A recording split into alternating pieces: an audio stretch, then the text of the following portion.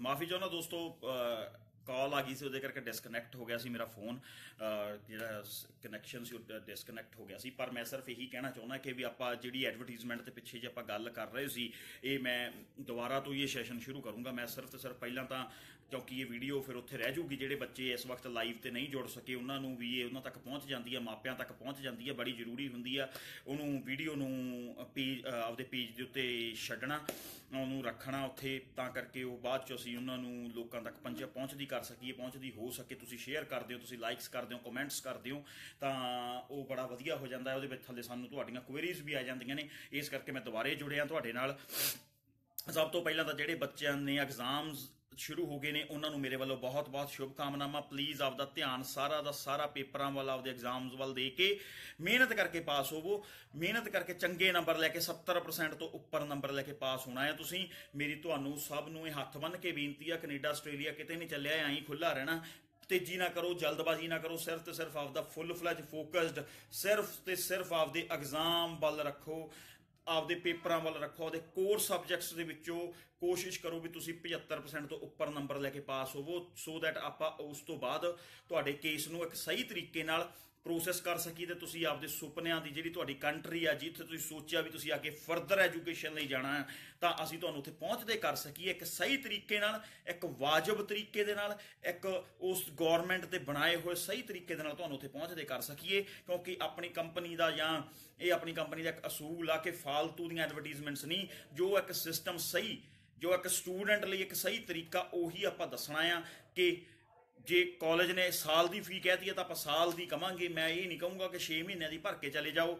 ਜੇ ਉਹਨਾਂ ਨੇ ਕਿਹਾ ਵੀ GIC ਜ਼ਰੂਰੀ ਹੈ ਤਾਂ ਮੈਂ ਤੁਹਾਨੂੰ ਸਭ ਨੂੰ ਕਹਾਂਗਾ GIC ਭਰ ਕੇ ਜਾਓ। ਜਿਸ ਕਾਲਜ ਦੀ ਰਿਕੁਆਇਰਮੈਂਟ 6 ਈਚ ਦੀ ਹੋ ਗਈ ਹੈ ਤਾਂ ਮੈਂ ਤੁਹਾਨੂੰ ਇਹੀ ਕਹੂੰਗਾ ਕਿ 6 ਈਚ ਬੈਂਡ ਸਕੋਰ ਲਓ। ਈਵਨ 6 ਈਚ ਨਹੀਂ, 6.5 ਓਵਰਆਲ ਕਰਕੇ ਜਾਓ। ਤੁਸੀਂ ਜਿੰਨੀ ਰਿਕੁਆਇਰਮੈਂਟ ਮੰਗੀ ਆ ਉਦੋਂ ਅੱਧਾ ਬੈਂਡ ਉੱਪਰ ਲੈ ਕੇ ਆਪਦਾ ਕੇਸ ਅਪਲਾਈ ਕਰੋ, ਤਾਂ ਜੋ ਵੀਜ਼ਾ ਆਫਿਸਰ ਨੂੰ ਤੁਸੀਂ ਇੱਕ ਉਹ ਕੈਂਡੀਡੇਟ ਲੱਗੋ ਜੋ ਐਕਚੁਅਲ ਦੇ ਵਿੱਚ ਪੜ੍ਹਨ ਜਾ ਰਹੇ ਆ, ਜਿਨ੍ਹਾਂ ਦਾ ਫੁੱਲ ਫਲੈਜ ਧਿਆਨ ਸਿਰਫ ਤੇ ਸਿਰਫ ਪੜ੍ਹਾਈ ਵੱਲ ਆ ਤੇ ਉਹਨਾਂ ਦਾ ਜਿਹੜਾ ਮੇਨ ਮਕਸਦ ਵੀ ਬਾਹਰ ਜਾ ਕੇ ਪੜ੍ਹਨ ਦਾ ਹੀ ਹੋਊਗਾ। ਇਹਨਾਂ ਸਾਰੀਆਂ ਗੱਲਾਂ ਨੂੰ ਤੁਸੀਂ ਧਿਆਨ 'ਚ ਰੱਖ ਕੇ ਹੁਣ ਆਪਦੇ ਐਗਜ਼ਾਮਸ ਦੇਣੇ ਆ। ਤੇ ਮਾਪਿਆਂ ਨੂੰ ਮੇਰੀ ਹੱਥ ਬੰਨ੍ਹ ਕੇ ਬੇਨਤੀ ਆ ਕਿ ਤੁਸੀਂ ਕੋਸ਼ਿਸ਼ ਕਰਨੀ ਆ ਕਿ ਬਹੁਤੇ ਕਾਲਜਸ ਦੀ ਹੁਣ ਈਮੇਲ ਸਾਡੇ ਕੋਲੇ ਪਹੁੰਚ ਚੁੱਕੀ ਆ, ਜਿਨ੍ਹਾਂ ਵਿੱਚ ਉਹਨਾਂ ਨੇ ਸਾਲ ਦੀ ਫੀ ਦੀ ਡਿਮਾਂਡ ਕਰ ਲਈ ਆ।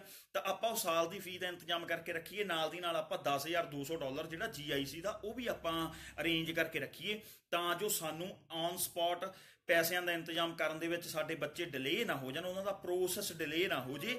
ਇਹ ਆਪਾਂ ਸਾਰੀਆਂ ਚੀਜ਼ਾਂ ਨੂੰ ਧਿਆਨ 'ਚ ਰੱਖਦੇ ਹੋਏ ਆਪਾਂ ਅਗਲਾ ਆਪਦਾ ਕੰਮ ਕਰਨਾ ਆ। ਪੇਰੈਂਟਸ ਦੀ ਡਿਊਟੀ ਆ ਪੈਸਿਆਂ ਦਾ ਇੰਤਜ਼ਾਮ ਕਰਨਾ, ਤੁਹਾਡੀ ਜਿਹੜੀ ਡਿਊਟੀ ਆ ਬੱਚਿਓ ਉਹ ਚੰਗੇ ਨੰਬਰ ਲੈ ਕੇ ਪਾਸ ਹੋਣਾ, ਉਸ ਤੋਂ ਬਾਅਦ ਚੰਗੇ ਬੈਂਡ ਸਕੋਰ ਲੈ ਕੇ ਆਪਦਾ ਆਇਲਸ ਨੂੰ ਕਲੀਅਰ ਕਰਨਾ। ਰਿਕੁਆਇਰਮੈਂਟ ਨੂੰ ਆਧਾਰ ਬਣਾ ਕੇ ਜੋ ਰਿਕੁਆਇਰਮੈਂਟ ਆ ਉਹਨੂੰ ਧਿਆਨ 'ਚ ਰੱਖਦੇ ਹੋਏ ਤੁਸੀਂ ਬੈਂਡ ਸਕੋਰ ਹਾਸਲ ਕਰਨੇ ਆ। ਚਾਹੇ ਜੇ 6 ਈਚ ਦੀ ਡਿਮਾਂਡ ਆ ਤਾਂ 6 ਈਚ ਹੀ ਆਪਾਂ ਲੈ ਕੇ ਜਾਣਾ। ਇਹ ਨਹੀਂ ਹੈਗਾ ਵੀ ਆਪਾਂ ਅਟਰੈਕਟਿਵ ਐਡਵਰਟੀਜ਼ਮੈਂਟਸ ਵੱਲ ਧਿਆਨ ਦੇ ਦੇਣਾ। ਬਈ ਅੱਜ ਕੱਲ੍ਹ ਜਿਵੇਂ ਮੈਂ ਪਹਿਲਾਂ ਗੱਲ ਕਰ ਰਿਹਾ ਸੀ, ਵੀਜ਼ਿਆਂ ਦੇ ਵੀ ਰੇਟ ਲੱਗਣ ਲੱਗ ਗਏ ਆ। ਹੌਲੀ ਹੌਲੀ ਮੇਰੇ ਹਿਸਾਬ ਨਾਲ ਇਮੀਗ੍ਰੇਸ਼ਨ ਕੰਸਲਟੈਂਟ ਐਡਵਰਟੀਜ਼ਮੈਂਟਸ ਇਹ ਦੇਣਗੇ ਸਾਡੇ ਵੀਰ ਜਿਹੜੇ ਵੱਡੀਆਂ ਵੱਡੀਆਂ ਐਡ ਕਰਦੇ ਨੇ ਕਿ ਸਾਡੀ ਕੰਪਨੀ ਦੇ ਵਿੱਚ ਵੀਜ਼ਾ ਜਿਹੜਾ ਕੈਨੇਡਾ ਸਟੂਡੈਂਟ ਵੀਜ਼ਾ 50% ਆਫ ਤੇ ਮਿਲ ਰਿਹਾ ਜਾਂ 40% ਆਫ ਤੇ ਆਫ ਲੱਗਿਆ ਕਰੂ ਸੀਜ਼ਨਲ, ਜਿਹੜਾ ਇਹਨਾਂ ਨੇ ਹਾਲ ਕਰਤਾ ਆ। ਅਸਲ ਦੇ ਵਿੱਚ ਮੈਂ ਤਾਂ ਤੁਹਾਨੂੰ ਇਹੀ ਕਹੂੰਗਾ ਕਿ ਇਮੀਗ੍ਰੇਸ਼ਨ ਜਿਹੜਾ ਸਿਸਟਮ ਆ, ਸਾਡੇ ਕੋਲੇ ਪ੍ਰੋਸੈਸ ਹੁੰਦਾ, ਅਸੀਂ ਪ੍ਰੋਸੈਸ ਦੱਸ ਸਕਦੇ ਹਾਂ। ਅਸੀਂ ਕਿਸੇ ਵੀਜ਼ੇ ਦਾ ਰੇਟ ਨਹੀਂ ਬਣਾ ਕੇ ਦੱਸ ਸਕਦੇ। ਜਿਹੜਾ ਅੰਬੈਸੀ ਦਾ ਕੰਮ ਆ, ਅੰਬੈਸੀ ਕਿਸੇ ਦੇ ਘਰ ਦੀ ਨਹੀਂ, ਨਾ ਮੇਰੀ ਆ ਨਾ ਕਿਸੇ ਹੋਰ ਵੀਰ ਦੇ ਘਰ ਦੀ ਆ। ਇਸ ਲਈ ਮੇਰੀ ਸਭ ਨੂੰ ਹੱਥ ਬੰਨ੍ਹ ਕੇ ਬੇਨਤੀ ਆ ਕਿ ਗੁੰਮਰਾਹ ਕਰਨ ਵਾਲੀਆਂ ਐਡਵਰਟੀਜ਼ਮੈਂਟਸ ਨਾ ਦੇਈਏ, ਆਪਾਂ ਜਾਗਰੂਕ ਕਰਨ ਵਾਲੀਆਂ ਐਡਵਰਟੀਜ਼ਮੈਂਟਸ ਦੇਈਏ। ਜੇ ਲੋਕ ਤੁਹਾਨੂੰ ਸੁਣਦੇ ਆ, ਜੇ ਲੋਕ ਤੁਹਾਨੂੰ ਪੜ੍ਹਦੇ ਆ, ਤਾਂ ਤੁਹਾਡਾ ਇੱਕ ਫਰਜ਼ ਬਣਦਾ ਕਿ ਤੁਸੀਂ ਉਹਨਾਂ ਨੂੰ ਸਿੱਧੇ ਰਾਹੇ ਪਾਓ। ਤੁਸੀਂ ਸਟੂਡੈਂਟ ਵੀਜ਼ਾ ਦੀ ਐਡ ਕਰ ਰਹੇ ਹੋ, ਸਟੂਡੈਂਟਸ ਵਾਸਤੇ, ਪੜ੍ਹੇ ਲਿਖੇ ਯੰਗਸਟਰ ਵਾਸਤੇ ਤੁਸੀਂ ਐਡਵਰਟੀਜ਼ਮੈਂਟ ਕਰ ਰਹੇ ਹੋ, ਤੇ ਉਹ ਉੱਥੇ ਜਿਹੜੀਆਂ ਗੱਲਾਂ ਤੁਹਾਡੀਆਂ ਲਿਖੀਆਂ ਹੋਈਆਂ ਹੋਣੀਆਂ ਚਾਹੀਦੀਆਂ ਜਾਂ ਜੋ ਤੁਹਾਡਾ ਬੋਲੇ ਹੋਏ ਸ਼ਬਦ ਹੋਣੇ ਚਾਹੀਦੇ ਆ ਉਹ ਐਟ ਪਾਰ ਹੋਣੇ ਚਾਹੀਦੇ ਆ। ਉਹ ਪੜ੍ਹੇ ਲਿਖੇ ਨੌਜਵਾਨਾਂ ਦੇ ਸੁਣਨ ਪੜ੍ਹਨ ਵਾਲੇ ਹੋਣੇ ਚਾਹੀਦੇ ਆ। ਰੇਟ ਨਿਰਧਾਰਿਤ ਕਰਕੇ ਸਿਰਫ ਕੈਨੇਡਾ ਦੇ ਨਾਲ ਵੀਜ਼ਾ ਲਿਖ ਕੇ ਤੇ ਉਹਦਾ ਰੇਟ ਇੱਕ ਰੱਖ ਕੇ ਪਰਟੀਕੂਲਰ ਸਸਤਾ ਰੇਟ ਦਿਖਾ ਕੇ ਲੋਕਾਂ ਨੂੰ ਗੁੰਮਰਾਹ ਨਾ ਕਰੀਏ। ਵੀਜ਼ਿਆਂ ਦੇ ਰੇਟ ਨਹੀਂ ਹੁੰਦੇ, ਫੀ ਹੁੰਦੀ ਆ ਕਾਲਜ ਦੀ, ਪ੍ਰੋਸੈਸਿੰਗ ਫੀਸ ਹੁੰਦੀ ਆ ਕੰਪਨੀ ਦੀ ਜਿੱਥੋਂ ਤੁਸੀਂ ਜਿਹੜਾ ਏਜੰਟ ਨੂੰ ਹਾਇਰ ਕਰਨਾ। ਅੰਬੈਸੀ ਦੀ ਫੀ ਹੁੰਦੀ ਆ, ਅੰਬੈਸੀ ਚਾਰजेस ਲੈਂਦੀ ਹੈ ਜਦੋਂ ਤੁਹਾਡੇ ਕੇਸ ਨੂੰ ਪ੍ਰੋਸੈਸ ਕਰਨ ਦੇ। ਜਾਂ GIC ਹੁੰਦਾ ਜਿਹੜਾ $10,200 ਜਾਂਦਾ, ਮੈਡੀਕਲ ਦੇ ਚਾਰजेस ਹੁੰਦੇ ਆ, ਵੀਜ਼ੇ ਦੇ ਕਦੇ ਰੇਟ ਨਹੀਂ ਹੁੰਦੇ। ਇਹ ਇੱਕ ਗਲਤ ਤਰੀਕਾ ਆ ਐਡਵਰਟੀਜ਼ਮੈਂਟ ਦਾ, ਇਹ ਨਹੀਂ ਹੋਣਾ ਚਾਹੀਦਾ। ਮੇਰੀ ਹੱਥ ਬੰਨ੍ਹ ਕੇ ਬੇਨਤੀ ਆ ਉਹਨਾਂ ਏਜੰਸੀਆਂ ਨੂੰ ਜਿਹੜੀਆਂ ਇਹੋ ਜਿਹੀਆਂ ਐਡਸ ਰੈਡੀ ਕਰਦੀਆਂ ਨੇ, ਮੇਰੀ ਹੱਥ ਬੰਨ੍ਹ ਕੇ ਬੇਨਤੀ ਆ ਉਹਨਾਂ ਅਖਬਾਰਾਂ ਨੂੰ ਜੋ ਇਹ ਜਿਹੀਆਂ ਐਡਸ ਨੂੰ ਪ੍ਰਿੰਟ ਕਰਦੇ ਨੇ, ਪਲੀਜ਼ ਜਦੋਂ ਤੁਹਾਡੇ ਕੋਲੇ ਕੋਈ ਇਹ ਜੀ ਐਡ ਆਉਂਦੀ ਆ ਤਾਂ ਉਹਦੇ ਵਿੱਚੋਂ ਉਹਨੂੰ ਦੇਖੋ ਵੀ ਉਹਦਾ ਕੋਈ ਲੌਜਿਕ ਵੀ ਬਣਦਾ ਆ, ਕਿਤੇ ਉਹ ਐਡ ਲੌਜਿਕਲੈਸ ਤਾਂ ਨਹੀਂ ਹੈ। ਕਿਉਂਕਿ ਸਿਰਫ ਤੇ ਸਿਰਫ ਜੇ ਅਖਬਾਰ ਦੇ ਵਿੱਚ ਉਹਨੇ ਜਗ੍ਹਾ ਜ਼ਿਆਦਾ ਘੇਰ ਲਈ, ਇਟ ਡਜ਼ਨਟ ਮੀਨ ਕਿ ਉਹ ਜਸਟੀਫਾਈ ਕਰੂਗੀ ਪੈਸਿਆਂ ਦੇ ਆਧਾਰ ਤੇ ਆਪਦੇ ਆਪ ਨੂੰ।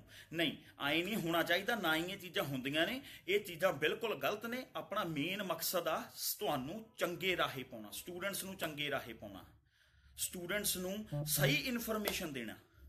ਸੋ ਮੇਰੀ ਵੀਰੋ, ਇੰਨਾ ਕਹਿੰਦਾ ਹੋਇਆ ਮੈਂ ਤੁਹਾਨੂੰ ਸਭ ਤੋਂ ਖਿਮਾ ਦਾ ਜਾਚਕਾਂ ਜੀ, ਮੈਂ ਮਾਫੀ ਮੰਗਦਾ ਜੇ ਕਿਸੇ ਵੀਰ ਭਾਈ ਨੂੰ, ਮੇਰੇ ਕੰਮ ਕਰਨ ਵਾਲੇ ਮੇਰੇ ਨਾਲ ਦੇ ਜੋ ਕੀ ਕਹਿੰਦੇ ਮੇਰੇ ਸਿਸਟਮ ਦੇ ਵਿੱਚ ਹੀ ਮੇਰੇ ਸੇਮ ਫੀਲਡ ਦੇ ਵਿੱਚ ਕੰਮ ਕਰਦੇ ਨੇ, ਜੋ ਉਹਨਾਂ ਨੂੰ ਇਹ ਗੱਲ ਲੱਗੀ ਹੋਵੇ ਵੀ ਉਹ ਗਲਤ ਜ਼ਿਆਦਾ ਹੀ ਬੋਲ ਰਿਹਾ। ਪਰ ਮੈਂ ਇਹ ਨਹੀਂ ਕਹੂੰਗਾ ਕਿ ਮੈਂ ਜ਼ਿਆਦਾ ਬੋਲ ਰਿਹਾ, ਮੈਂ ਸਿਰਫ ਇਹ ਦੱਸ ਰਿਹਾ ਕਿ ਕੁਝ ਚੀਜ਼ਾਂ ਇਹ ਜਿਹੀਆਂ ਹੁੰਦੀਆਂ ਨੇ ਜਿਹੜੀਆਂ ਜੇ ਲੌਜਿਕ ਤੱਥਾਂ ਦੇ ਆਧਾਰ ਤੇ ਜੇ ਗੱਲ ਕੀਤੀ ਜਾਵੇ, ਤੱਥਾਂ ਦੇ ਆਧਾਰ ਤੇ ਜੇ ਐਡਵਰਟੀਜ਼ਮੈਂਟ ਕੀਤੀ ਜਾਵੇ ਨਾ, ਉਹ ਚੰਗੀ ਲੱਗਦੀ ਆ। ਦੂਸਰੀ ਜਿਹੜੀ ਚੀਜ਼ ਆ ਉਹ ਬੁਰੀ ਲੱਗਦੀ ਆ, ਕਿਉਂਕਿ ਉਹ ਤੁਹਾਡੀ ਐਡਵਰਟੀਜ਼ਮੈਂਟ ਹੀ ਦੱਸਦੀ ਆ ਵੀ ਇਹ ਇੱਕ ਪੜ੍ਹੇ ਲਿਖੇ ਯੰਗਸਟਰ ਵਾਸਤੇ ਤਾਂ ਹੈ ਨਹੀਂ, ਜਾਂ ਜਿਹੜਾ ਬੱਚਾ ਐਲੀਜੀਬਲ ਆ ਕੈਨੇਡਾ ਦੇ ਲਈ, ਜਿਹਨੇ 75% ਤੋਂ ਉੱਪਰ medical, non medical, economics, math, commerce ਦੇ ਨਾਲ ਪਾਸ ਕਰਨਾ ਆ, ਉਹਦੇ ਲਈ ਤਾਂ ਇਹ ਐਡਵਰਟੀਜ਼ਮੈਂਟ ਹੈ ਨਹੀਂ। ਇਹ ਤਾਂ ਉਹਨਾਂ ਵਾਸਤੇ ਹੋਗੀ ਜਿਹੜੇ ਬੱਚਿਆਂ ਨੂੰ ਕੈਨੇਡਾ ਦੇ ਵਿੱਚ ਆਪਦਾ ਕੈਨੇਡਾ ਅਪਲਾਈ ਕਰਨ ਦੇ ਲਈ ਆਪਦੇ ਅਕੈਡਮਿਕ ਸਕੋਰਸ ਜਾਂ ਆਇਲਸ ਦੇ ਸਕੋਰਸ ਐਟ ਪਰ ਨਹੀਂ ਲੱਗਦੇ, ਤੇ ਉਹ ਇਸ ਤਰੀਕੇ ਨਾਲ ਕੇਸ ਅਪਲਾਈ ਕਰ ਰਹੇ ਨੇ ਕਿ ਚਲੋ ਲਾ ਕੇ ਦੇਖ ਲੈਂਦੇ ਆ। ਆਪਾਂ ਜੇ ਲਾ ਕੇ ਵੀ ਦੇਖਣ ਵਾਲੇ ਬੱਚੇ ਨੇ ਨਾ, ਪਲੀਜ਼ ਆਪਾਂ ਇਹਨਾਂ ਨੂੰ ਮੇਰੀ ਹੱਥ ਬੰਨ੍ਹ ਕੇ ਬੇਨਤੀ ਆ ਕਿ ਆਪਦਾ ਜਿਹੜਾ ਪ੍ਰੋਸੈਸ ਪਹਿਲਾਂ CIC ਤੇ ਜਾ ਕੇ ਆਪ ਪੜ੍ਹ ਲਓ। ਅੰਬੈਸੀ, ਹਾਈ ਕਮਿਸ਼ਨ ਕਿਸੇ ਦੇ ਘਰ ਦਾ ਨਹੀਂਗਾ। ਅਸੀਂ ਵੀਜ਼ੇ ਨਹੀਂ ਸੇਲ ਕਰਦੇ, ਅਸੀਂ ਐਜ਼ ਏ ਥਰਡ ਪਾਰਟੀ ਕੰਮ ਕਰਦੇ ਹਾਂ। ਸਾਡਾ ਮੇਨ ਕੰਮ ਕੀ ਆ? ਸਿਰਫ ਇੰਨਾ ਹੀ ਕੰਮ ਆ, ਤੁਹਾਡੀ ਕਿਸੇ ਕਾਲਜ ਜਾਂ ਯੂਨੀਵਰਸਿਟੀ ਦੇ ਵਿੱਚ ਐਡਮਿਸ਼ਨ ਕਰਾਉਣੀ, ਤੁਹਾਡਾ ਫਾਈਲ ਭਰ ਕੇ, ਤੁਹਾਡੇ ਪ੍ਰੋਸੈਸ ਨੂੰ ਕਲੀਅਰ ਕਰਕੇ ਤਰੀਕੇ ਦੇ ਨਾਲ ਜੋ ਕੈਨੇਡੀਅਨ ਗਵਰਨਮੈਂਟ ਨੇ ਜੋ ਬਣਾਇਆ, ਜੋ CIC ਨੇ ਜੋ ਰੂਲਸ ਬਣਾਏ ਨੇ, ਜੋ ਨੋਰਮਸ ਬਣਾਏ ਨੇ, ਉਹਨਾਂ ਨੂੰ ਆਧਾਰ ਬਣਾ ਕੇ ਤੁਹਾਡੇ ਫਾਈਲ ਨੂੰ ਪ੍ਰੋਸੈਸ ਕਰਨਾ। ਇੱਕ ਇਮੀਗ੍ਰੇਸ਼ਨ ਕੰਸਲਟੈਂਟ ਦੇ ਹੱਥ ਦੇ ਵਿੱਚ ਸਿਰਫ ਇੰਨੀ ਹੀ ਗੱਲ ਆ ਕਿ ਅਸੀਂ ਸਿਰਫ ਕੀ ਕਰ ਸਕਦੇ ਹਾਂ, ਅਸੀਂ ਤੁਹਾਨੂੰ ਤੁਹਾਡੇ ਨਾਲ ਮੈਚ ਕਰਦਾ ਹੋਇਆ ਕੋਰਸ ਦੱਸ ਸਕਦੇ ਹਾਂ, ਤੁਹਾਡੇ ਜਿਹੜੀ ਰੀਸੈਂਟ ਐਜੂਕੇਸ਼ਨ ਨਾਲ ਰਿਲੇਟਡ, ਤਾਂ ਜੋ ਰੈਲੇਵੈਂਸੀ ਬਰਕਰਾਰ ਰਵੇ। ਚੰਗੀ ਜਗ੍ਹਾ, ਚੰਗਾ ਕਾਲਜ, ਚੰਗੀ ਇੰਸਟੀਟਿਊਸ਼ਨ ਦੱਸ ਸਕਦੇ ਹਾਂ, ਤੁਹਾਨੂੰ ਦੱਸ ਸਕਦੇ ਹਾਂ GIC ਅਕਾਊਂਟ ਕਿੱਦਾਂ ਖੋਲ੍ਹਣਾ। ਵੈਸੇ ਤਾਂ ਉਹ ਸਭ ਚੀਜ਼ਾਂ ਤੁਸੀਂ ਪੜ੍ਹੇ ਲਿਖੇ ਨੌਜਵਾਨੋ ਆਪ ਵੀ ਕਰ ਸਕਦੇ ਹੋ, ਪਰ ਅਸੀਂ ਰੋਜ਼ ਇਹ ਕੰਮ ਕਰਦੇ ਆ ਤਾਂ ਸਾਡੇ ਕੋਲੇ ਥੋੜੀ ਜੀ ਪਰਫੈਕਸ਼ਨ ਆ ਜਾਂਦੀ ਹੈ, ਜਾਂ ਆਪਾਂ ਕਹਿ ਸਕਦੇ ਹਾਂ ਵੀ ਸਾਨੂੰ ਪਤਾ ਹੈ ਕਿ ਕਿਸ ਤਰੀਕੇ ਨਾਲ ਗਲਤੀ ਦੀ ਗੁੰਜਾਇਸ਼ ਘਟ ਜਾਂਦੀ ਆ, ਤਾਂ ਕਰਕੇ ਤੁਸੀਂ ਸਾਨੂੰ ਇਸ ਕੰਮ ਲਈ ਹਾਇਰ ਕਰਦੇ ਆ। ਤੇ ਸਾਡਾ ਜਿਹੜਾ ਕੰਮ ਆ, ਜਦੋਂ ਅੰਬੈਸੀ ਅਸੀਂ ਫਾਈਲ ਬਣਾ ਕੇ VFS ਭੇਜ ਦਿੰਦੇ ਆ ਤਾਂ ਇੱਕ ਵੀਜ਼ਾ, ਇੱਕ ਇਮੀਗ੍ਰੇਸ਼ਨ ਕੰਸਲਟੈਂਟ ਦਾ ਕੰਮ ਉੱਥੇ ਖਤਮ ਹੋ ਜਾਂਦਾ। ਉਸ ਤੋਂ ਬਾਅਦ ਕੰਮ ਸ਼ੁਰੂ ਹੋ ਜਾਂਦਾ ਵੀਜ਼ਾ ਆਫਿਸਰ ਦਾ। ਉਹ ਕਿਸੇ ਦੇ ਭੂਆ ਦਾ ਪੁੱਤ ਨਹੀਂ, ਉਹ ਕਿਸੇ ਦੇ ਮਾਸੀ ਦਾ ਪੁੱਤ ਨਹੀਂ, ਜੋ ਇਹ ਲਿਖ ਸਕੇ ਵੀ ਵੀਜ਼ਾ 6 ਲੱਖ 'ਚ, ਵੀਜ਼ਾ 5 ਲੱਖ 'ਚ, ਵੀਜ਼ਾ 4 ਲੱਖ 'ਚ। ਇਹ ਚੀਜ਼ ਗਲਤ ਆ, ਸਰਾਸਰ ਗਲਤ ਚੀਜ਼ ਆ, ਸਰਾਸਰ ਗਲਤ ਤਰੀਕਾ ਐਡਵਰਟੀਜ਼ਮੈਂਟ ਦਾ। ਸਹੀ ਤਰੀਕੇ ਦੀ ਐਡਵਰਟੀਜ਼ਮੈਂਟ ਹੋਣੀ ਜ਼ਰੂਰੀ ਆ, ਸਹੀ ਗਾਈਡਲਾਈਨਸ ਦੇਣੀਆਂ ਜ਼ਰੂਰੀ ਆ। ਬੱਚਿਆਂ ਨੂੰ ਮਿਸਲੀਡ ਕਰਨਾ ਬੰਦ ਕਰਕੇ ਆਪਾਂ, ਤਾਂ ਜੋ ਆਪਣੇ ਜਿਹੜੇ ਨੌਜਵਾਨ ਆ ਨਾ, ਉਹ ਗਲਤ ਰਾਹ ਅਖਤਿਆਰ ਨਾ ਕਰਨ, ਕਿਤੇ ਵੀ ਪਹੁੰਚਣ ਦਾ ਸਹੀ ਰਾਹ ਅਖਤਿਆਰ ਕਰਨ। ਅੱਜ ਆਪਾਂ ਆਪਦੇ ਬੱਚਿਆਂ ਨੂੰ ਕਹੀਏ ਵੀ ਚੰਗਾ ਪੜ੍ਹੋ, ਇਹ ਨਾ ਕਹੀਏ ਜੇ ਘੱਟ ਨੰਬਰ ਆ ਕੇ ਸਾਡੇ ਕੋਲੇ ਆ ਜਾਓ। ਆਪਾਂ 33%, 50%, 55% ਵਾਲੇ ਜਿਹੜੇ ਲਫ਼ਜ਼ ਆ ਨਾ, ਉਹ ਯੂਜ਼ ਕਰਨੇ ਬੰਦ ਕਰ ਦਈਏ। ਅਸੀਂ ਆਪਦੇ ਨੌਜਵਾਨ ਬੱਚਿਆਂ ਨੂੰ ਕਹੀਏ ਤੁਸੀਂ ਪੜ੍ਹੋ, ਵੱਡੇ ਚੰਗੇ ਨੰਬਰ ਲੈ ਕੇ ਪਾਸ ਹੋਵੋ। ਸੋ ਪਲੀਜ਼ ਮੇਰਾ ਤੁਹਾਨੂੰ ਸਭ ਨੂੰ ਹੱਥ ਬੰਨ੍ਹ ਕੇ ਬੇਨਤੀ ਹੈ ਕਿ ਆਪਾਂ ਅਟਰੈਕਟਿਵ ਐਡਵਰਟੀਜ਼ਮੈਂਟਸ ਵੱਲ ਧਿਆਨ ਨਹੀਂ ਦੇਣਾ। ਆਪਾਂ ਧਿਆਨ ਦੇਣਾ ਚੰਗੇ ਨੰਬਰ ਲੈਣ ਵੱਲ, ਆਪਾਂ ਧਿਆਨ ਦੇਣਾ ਚੰਗੇ ਬੈਂਡ ਸਕੋਰ ਲੈਣ ਵੱਲ, ਆਪਾਂ ਧਿਆਨ ਦੇਣਾ ਸਹੀ ਪ੍ਰੋਸੈਸ ਵੱਲ, ਫਿਰ ਆਪਦਾ ਕੇਸ ਅਪਲਾਈ ਕਰਨਾ। ਇੰਨਾ ਕਹਿੰਦਾ ਹੋਇਆ ਮੈਂ ਆਪ ਸਭ ਤੋਂ ਖਿਮਾ ਲੈਣਾ ਆ, ਮਾਫੀ ਮੰਗਦਾ ਆ ਜੇ ਜ਼ਿਆਦਾ ਬੋਲ ਗਿਆ ਹੋਵਾਂ, ਕਿਸੇ ਨੂੰ ਮੇਰੇ ਲਫ਼ਜ਼ ਚੁੱਭ ਗਏ ਹੋਣ ਤਾਂ ਮੈਂ ਉਹਨਾਂ ਵੱਲੋਂ ਮਾਫੀ ਚਾਹੁੰਦਾ ਆ। ਬਾਕੀ ਮੈਂ ਕੋਸ਼ਿਸ਼ ਕਰਦਾ ਰਹਿਣਾ ਕਿ ਹਮੇਸ਼ਾ ਤੁਹਾਨੂੰ ਚੰਗੀਆਂ ਗਾਈਡਲਾਈਨਸ ਦਿੰਦਾ ਰਹਾਂ। ਇੰਨਾ ਕਹਿੰਦਾ ਹੋਇਆ ਖਿਮਾ ਦਾ ਜਾਚਕਾਂ ਜੀ, ਧੰਨਵਾਦ।